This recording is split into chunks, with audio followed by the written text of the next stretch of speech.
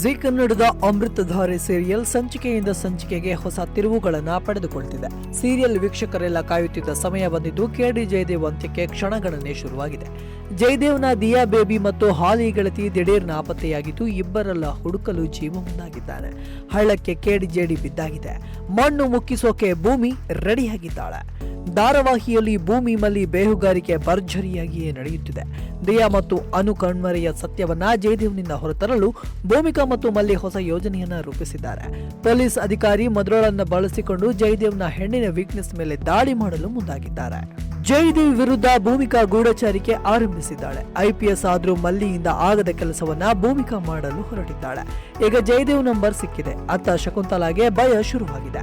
ತನ್ನ ಬೆನ್ನ ಹಿಂದೆ ಏನು ನಡೆಯುತ್ತಿದೆ ಅಂತ ಅನುಮಾನ ಶುರುವಾಗಿದೆ. ತನ್ನ ತಮ್ಮನ ಬಳಿ ಈ ಬಗ್ಗೆ ಕೇಳಿದ್ದಾಳೆ. ಶಕುನಿ ಮಾಮ ಎಲ್ಲ ವಿಚಾರ ಹೇಳಿಬಿಡ್ತಾನ ಅನ್ನೋದು ವೀಕ್ಷಕರಲ್ಲಿ ಇರೋ ಕುತೂಹಲ. ಭೂಮಿಕಾ ಮತ್ತು ಮಲ್ಲಿಯ ಮುಂದಿನ ಯೋಜನೆಯನ್ನ ಶಕುಂತಲಾ ಕೇಳಿಸಿಕೊಂಡಿದ್ದು ಜಯದೇವ್ನನ್ನ ಎಚ್ಚರಿಸುವ ಸಾಧ್ಯತೆ ಇದೆ. ಹೀಗಾಗಿ ಮುಂದೆ ಜಯದೇವ್ ಕೂಡ ಅಲರ್ಟ್ ಆಗಿರಬಹುದು. ಗೌತಮ್ ಕುಟುಂಬವನ್ನ ಬೀದಿಗೆ ತರುವ ಉದ್ದೇಶದಿಂದ ಜಯದೇವ್ ಮತ್ತು ಶಕುಂತಲಾ ನಿರಂತರವಾಗಿ ಕುತಂತ್ರ ನಡೆಸುತ್ತಿದ್ದಾರೆ.